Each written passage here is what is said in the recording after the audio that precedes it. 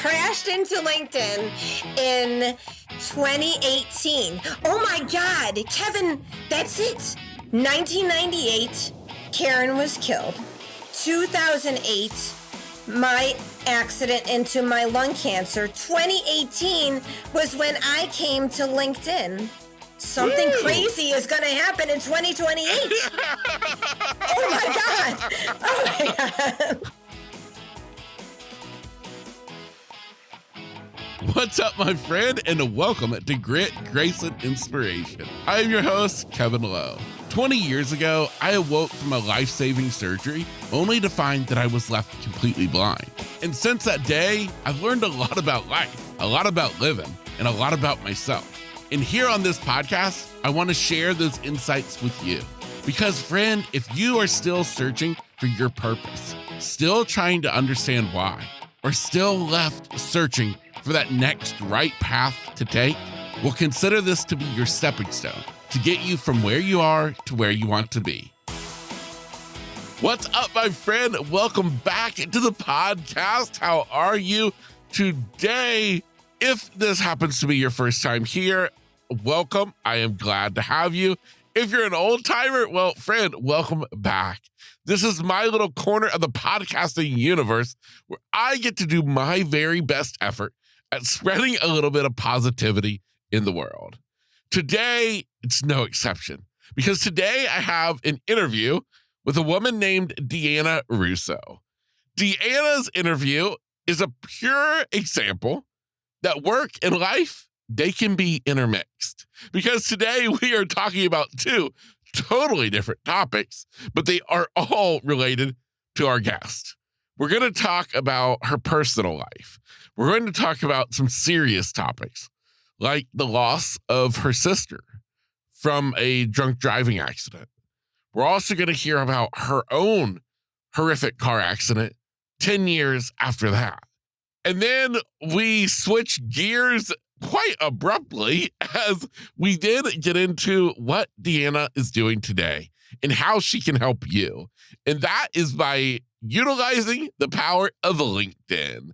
LinkedIn, I feel, is a platform that has been totally underrated. We've all thought about it. Maybe you even have a LinkedIn profile that you created and then you did nothing with, because you think to yourself, well, that's only for people who are out looking for work. Well, the fact is true that LinkedIn, baby, totally underutilized. It has got power beyond power. And for somebody like me who has a love-hate relationship with social media, I've actually come to find LinkedIn pretty awesome, because it's not really like your typical social media platform at all. So you're going to get to hear all about the power of LinkedIn thanks to today's guest. So if you're ready for a heartwarming story, if you're ready for some insights on an underutilized social media platform, this is the episode for you.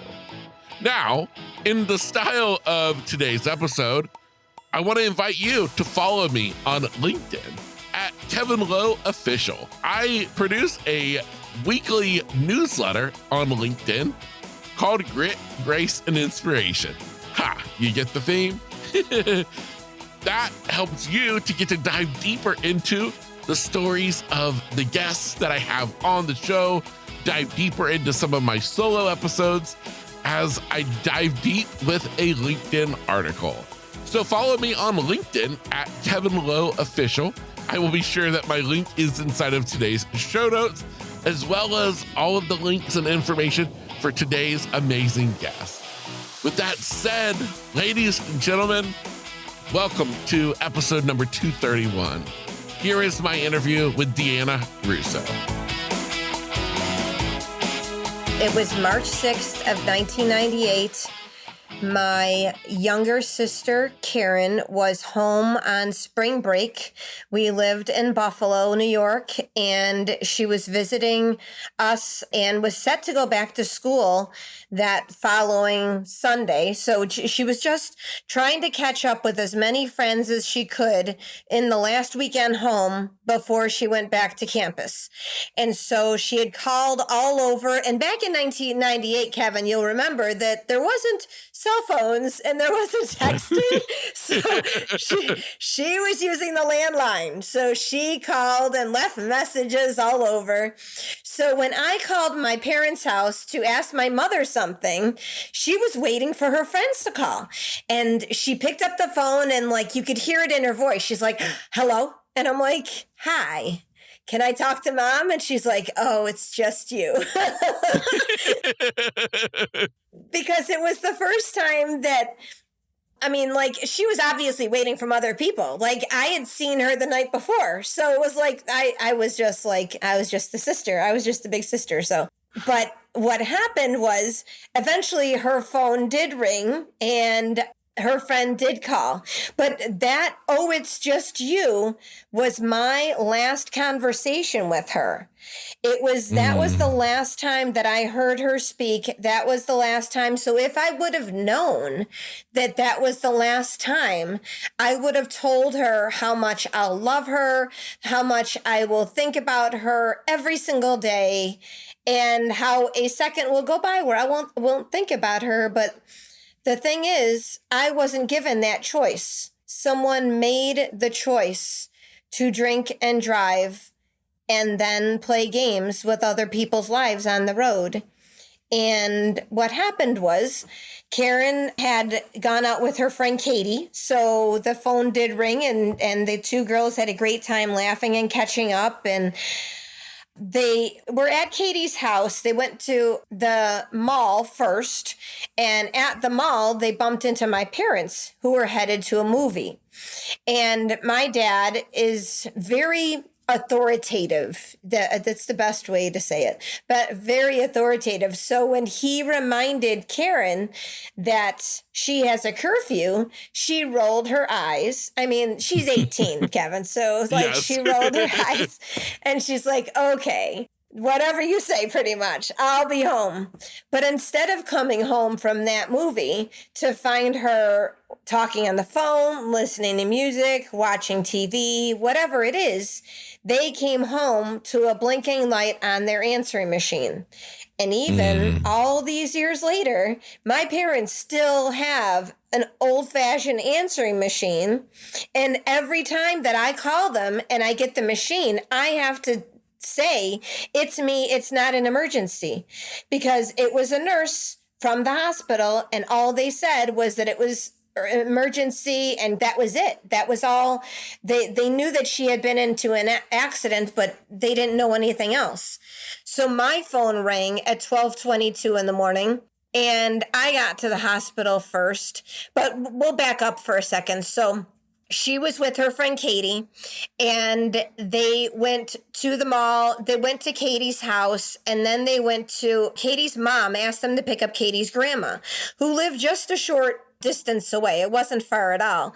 And the girls said that the plan was to get grandma, and then afterwards they would go get milkshakes. It was one of Karen's favorite treats. Like she just enamored by the sweets.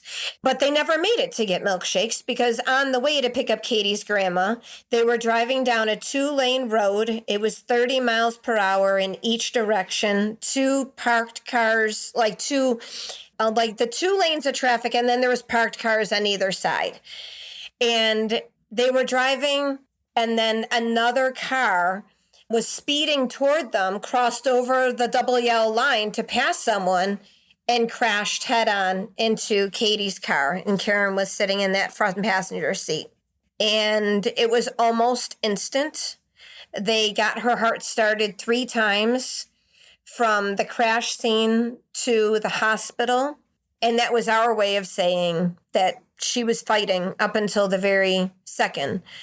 But the impact was it was too much. So my phone rang at 12:22. My mom told me to go to the hospital. And my then boyfriend, now husband, we walked in and I identified myself at the front desk. And then I didn't even have maybe 5 minutes to sit down in the chair in the waiting room before they took me to another waiting room. And on the way to the waiting room, Kevin, I passed so many police officers, so many. But I didn't think twice about it at the time. But now I know that all of them were there for Karen. but I didn't put the two and two together at the time. So we were in the waiting room, the smaller waiting room, and they said, wait here until your parents get here, which boggled my mind because I'm 21, almost 22 years old, and I don't understand why I can't see my little sister. So I started getting nervous and frantic, and then they walked in, and a police investigator walked in and said that there was an accident and Karen didn't make it. That's how they told us. Karen didn't make it. Wow. Wow. Now, the kicker of the story, I always call it the kicker because it's really the part that just boggles people's minds. Earlier that day, the individual who was driving the car had stopped to get his car serviced and get his tires serviced, and the worker had seen he had been drinking. He looked at him, did a once over, and he called police because he's like, you shouldn't be driving. So the town police, if you actually saw where the crash happened and where that service station was, you'd be like, oh my God. So it really wasn't far at all. And the police came as he was pulling out of that service station, and they gave him all of the tests. He blew a .04 at that time, which wasn't legally drunk in 1998, isn't legally drunk now, but he was driving without license, without registration. The car wasn't even insured under his name. And they held him on an $80 fine because he had 2 priors that we know of, 2 prior DWIs. So within 5 hours, Kevin, he got bonded out of jail, got his keys, got his car, stopped at a bar to drink more, came speeding down that street and slammed into the car that they were riding. And police said he was going about 55 in a 30. And he had a BAC afterwards of .14. Wow. Wow. Now, did Karen's friend, Katie survived. Katie survived the crash. The physical pains, she can't stand for long periods of time, and she's a teacher, which makes that a little challenging. So she'll have to sit down in the middle of her class and kind of give her knee a break. She had surgery on her nose almost on the 10-year anniversary, so she can smell better than she did for 9 years leading up to that. But the emotional scars of having to sit there and watch your best friend die, that's going to stay with her forever. That'll stay with her forever. Oh, 100%. Now, just painting the picture, have they picked up the grandmother? No, they had never picked her up. They were going to get her.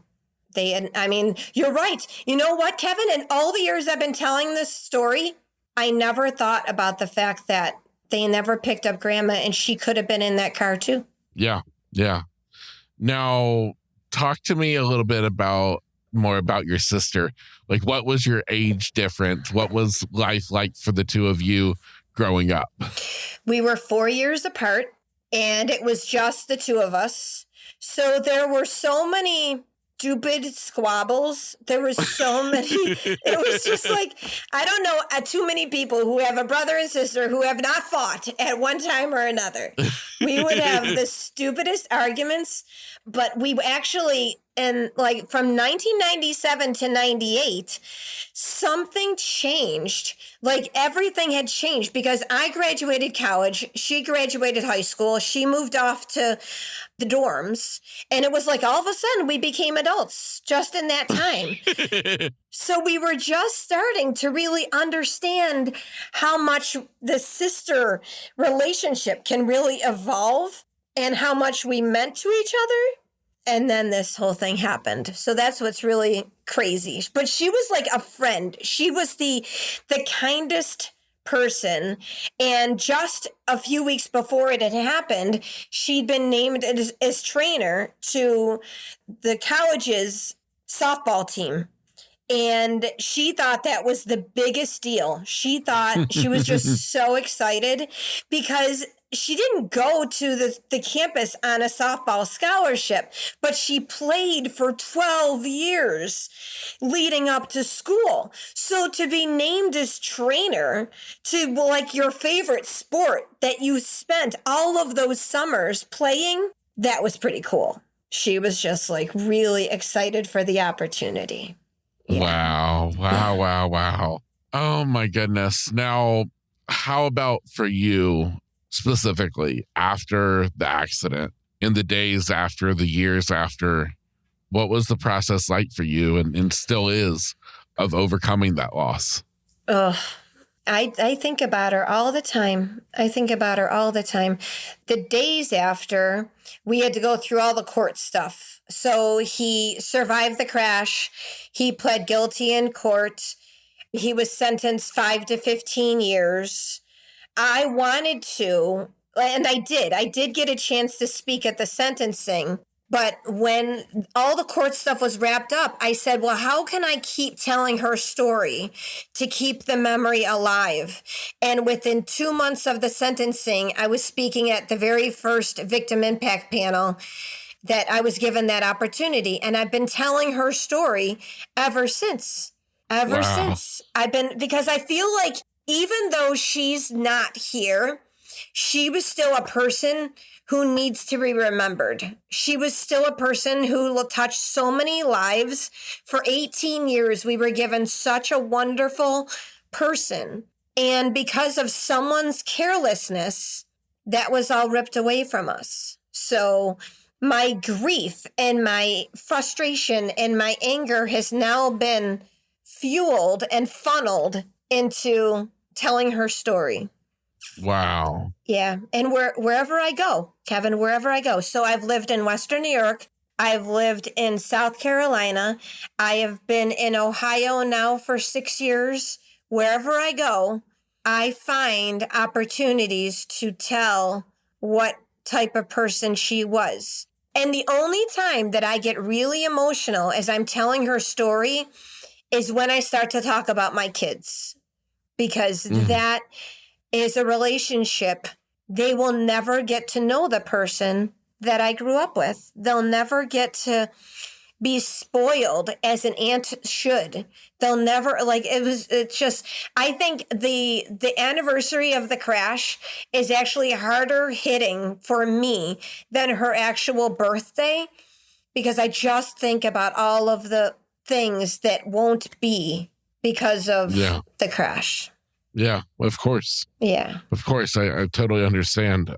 Why do you feel like you took that direction? A lot of people, maybe when we lose somebody, we just move on with life. It's easier to overcome it by, quote unquote, forgetting about it. Yeah. Why do you feel like for yourself, it has been better for you to constantly keep talking about her? Because I feel that there's opportunities to change mindsets. That if someone hears something in my story that they can relate to, and that they can say, oh my goodness, I know somebody exactly like that. Or that's so funny about the answer machine. Or if there's anything that they can remember. And then the next time they're at a party, or the next time they see someone, the one who's just had a bit too much, that they can then take and remember Karen. And then that's why I feel like I can change. And I know that every single person who hears a story is not going to change their mind. And that's not my goal is one. Every single person that I can tell, if I tell a group of 500 people, if one person changes their mind because they hear her story, then I've accomplished it. I've gotten it. Yeah, I agree. And I think that's so powerful. Now, on kind of this timeline of life, 10 years after her accident, you were involved in a horrible accident of your own. I was, which is really, really, really interesting to me, how a series of car crashes can just change things. So In 2008, I was involved in a car accident and I wasn't seriously hurt, but I was experiencing back pain for like months after the car accident. And it happened in April. And then by September of that year, the doctor said, I think you need to have an MRI done because we need to rule out other things that might be going on right now. Because I had had physical therapy and they could not figure out why I was having these back pains. So I had the MRI and the doctor comes in and says, well, everything looks good on your back, but something's going on with your lung. And I'm like, my lung? So Kevin, I had never smoked. I had not been having any problems breathing. And that MRI found nodules that were cancer. It was a carcinoid tumor in my right lung. And even all this time later, I have people saying to me, thank God that you were in that car accident. I said, I know, because otherwise I'd be living with this for who knows how long. Yeah. And it would be growing and growing and growing. So yes, that even though the car was totaled, I found out I had cancer because of it. So they did a biopsy and I went in for surgery. And my right lung, the lower, like the bottom half of the right lower lung was all removed. They got all the cancer out in surgery. For months afterwards, I had to just figure out how to get the lungs functioning properly again. But the good thing is I didn't have chemo, I didn't have radiation, but the anxiety of having to go for checkups after that was ridiculous. It was just like I would instantly go back into, well, what if they find something else? And I had to get these CT scans. And yeah, so a year ago, I was finally given the all clear. So I don't have to go back for any other checkups, luckily. Oh, wow. Yes. Wow. Well, that is an amazing feeling when they say that. Yeah. Yes. Now, I literally skipped out of the hospital. I was so excited. I'm like, yay, celebration. Yes, absolutely. No, that is amazing. Now, it was cancer in the lungs. Yep. And now, is it the same type that they would see from somebody who smoked? It was what's called a carcinoid tumor. So there's different types of lung cancer. There's small cell and there's like different. So this wouldn't have been from smoking, but the doctors think even today, I was part of like a research paper from my doctor because he had never worked on someone my age. I was 33 at the time. He had never worked with someone my age for that. Usually the patients that he saw for carcinoid tumors were 60, 70 years old. Oh, wow. So he, even though they do not know exactly what caused it, they think it was environmental. Something in the environment, whether when I was growing up as an adult, whatever it was, I breathed it in. And Yes. Yeah. Wow. That is just crazy. And and you are right though, is I often say and sometimes I hesitate to say it because in the situation of your sister, that is when I hesitate to say it. The incident of your car accident is why I say it, is that in my life I've come to realize that everything is working out. That everything is happening for a reason. Yeah. Now, as I said, I hesitate to say that because in 98, your sister died. I don't understand why. I hate to even think that I could come up with a reason. I'm sure you would be the only person.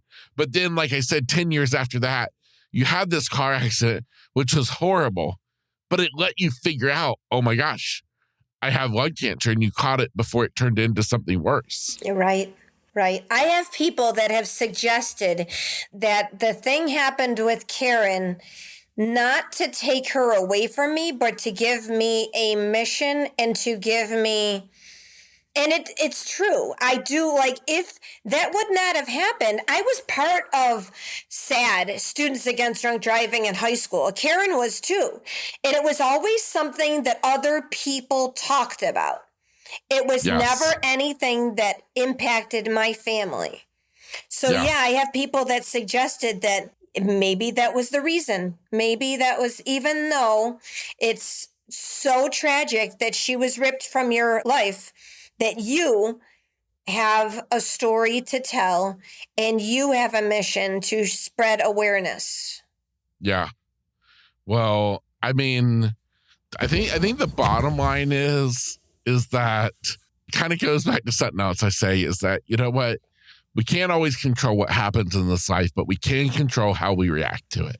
Yes. And the way in which you have reacted to the loss of your own sister is absolutely amazing. Thank you. And the fact that not only just keeping her memory alive, but using her memory for good to be an impact to just one other person, I think speaks so highly of you, and I applaud you for that. Thank you.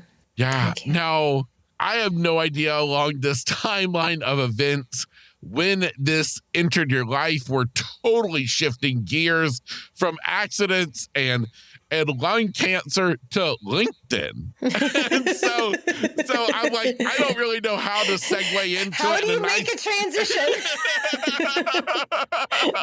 So I guess, Deanna, how did you crash into LinkedIn? Oh, that's good.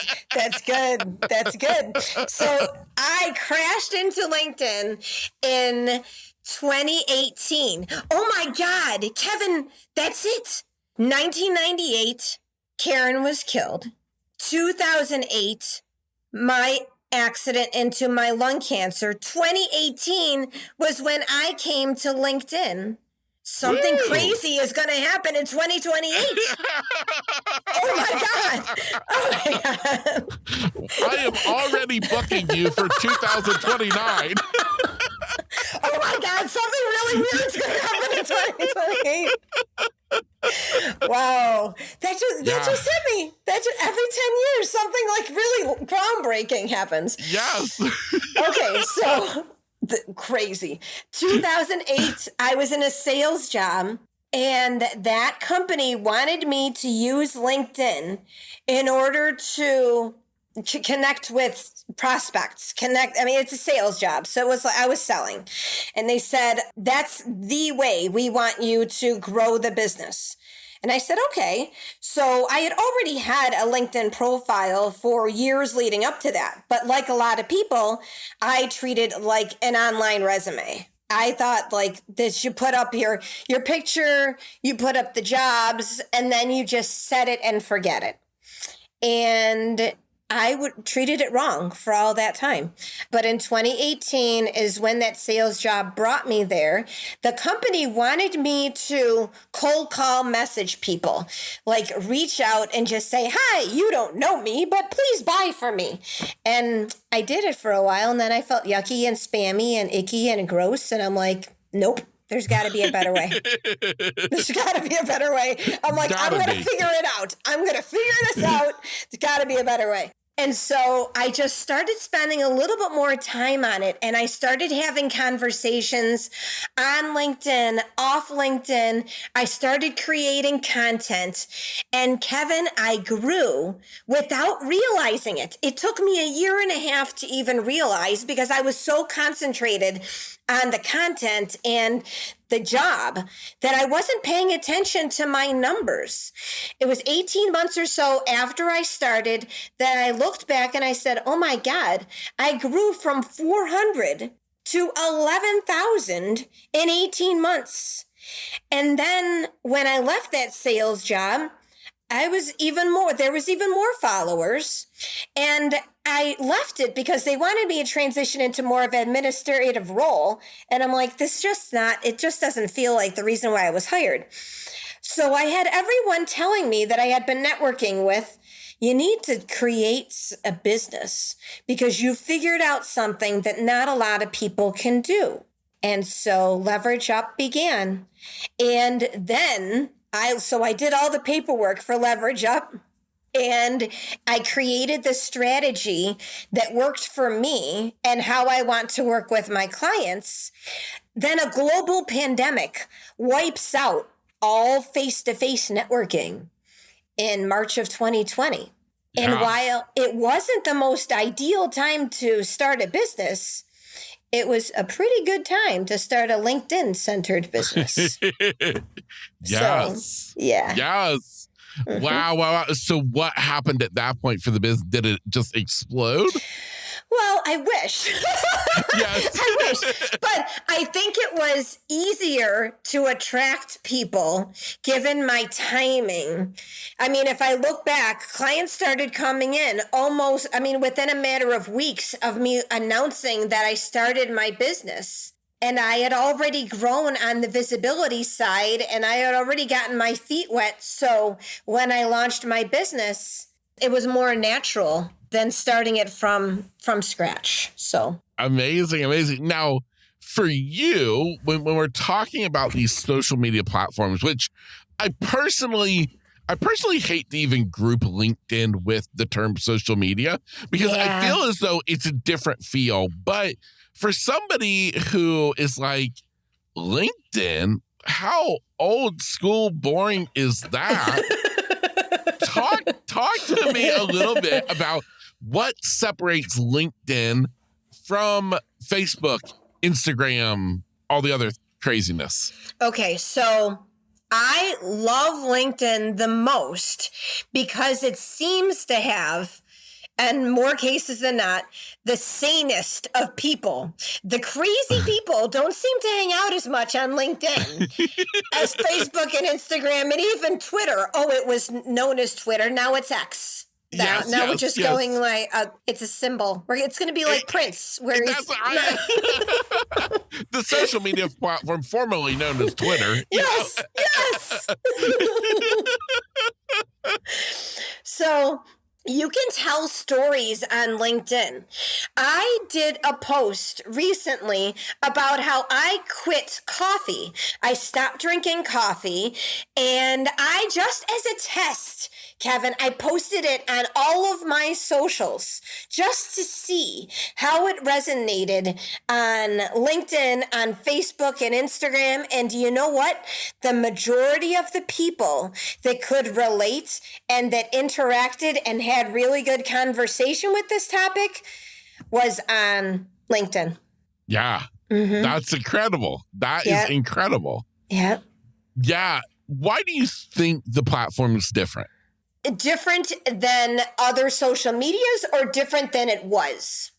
Different than other social medias. And you can even then expand on different than it was, because I'm curious to understand that as well. Yeah. So it's different than other socials because I think that the people on it's a professional networking platform.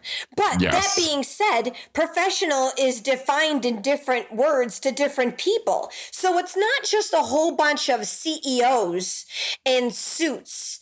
And there's a bigger B2B presence on LinkedIn than maybe Facebook or Twitter or Instagram. But there's just really amazing people that have actually given up on some of the other platforms and say, this is the only place I'm hanging out. Yeah, I love it. Now, you talked about compared to what it used to be. Yes. What does that mean? It used to be when Microsoft started LinkedIn, 2005.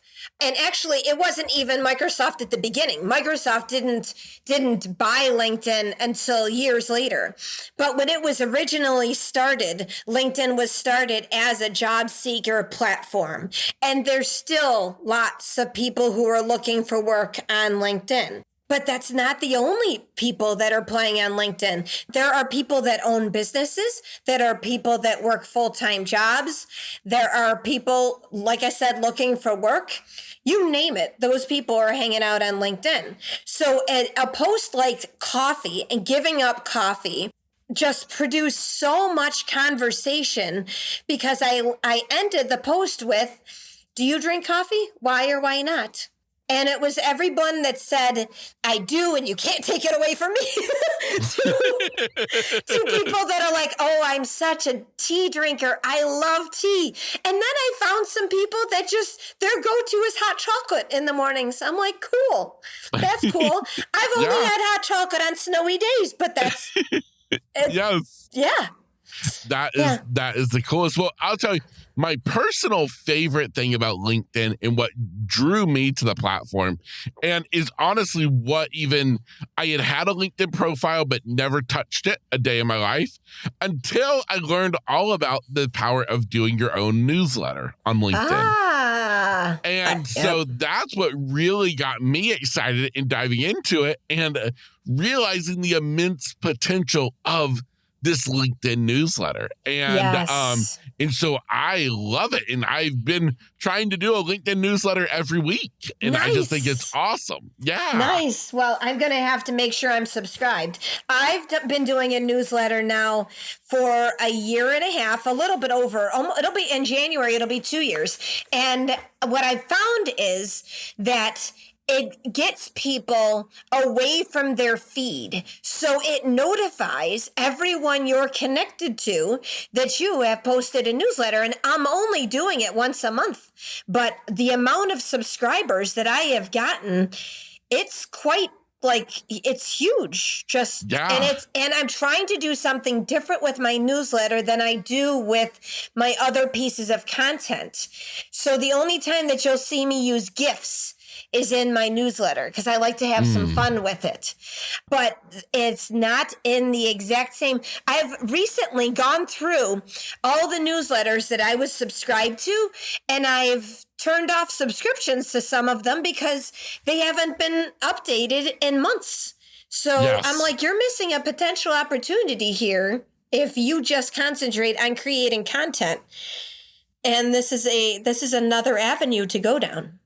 Yeah, absolutely. Well, listen, for somebody interested in LinkedIn, interested in what you have to offer, where is the best place for them to go to? The best place is LinkedIn, because if you search Deanna Russo on LinkedIn, I will be probably the first person who pops up in the search results. There is another Deanna Russo who's an actress, Kevin. And if you do searches, I am now taking over the Google search of Deanna Russo. That is too funny. I love it. Yep. And there's a website. Leverage Up has a website. It's leverageupllc.com. leverageupllc.com. And that's where you can see what it looks like to work together. But I work one-on-one with people. I work with teams. I have speaking gigs that I've been booking. And it's just really interesting to follow too. One of my nicknames is Purple Squirrel Magnet. And it's actually a nickname I got when I was creating videos for the sales job, because I actually did a video about what is a purple squirrel. And in case your listeners are wondering, a purple squirrel is actually a niche position that you could say you're a website developer, however, but if you're a Java web developer, or if you work on certain types of platforms, then you're a purple squirrel. So, I love it. You just never know. You never know what you're going to get by tuning in. That's right. Oh my goodness. We get it all with you. We get it all. I love it. Yeah. Deanna, thank you so much for being here today, for sharing your story, your sister's story, and what, of course, you're doing on LinkedIn. Truly amazing. And for you listening, please know that all of Deanna's information, all of those links are available inside of today's show notes for easy access. Deanna, thank you. Thank you, Kevin. Amazing. For you listening today, I hope you have enjoyed today's episode. I hope that you've gotten something out of it that can truly leave an impact on your life. And if you think of somebody that you're like, man, so-and-so would really love this, or I really think so-and-so needs to hear this, please be sure to share today's episode with them. That is how we grow the podcast and expand the reach of who is hearing all this goodness. Until next time, my name is Kevin Lowe. Get out there and take on the day.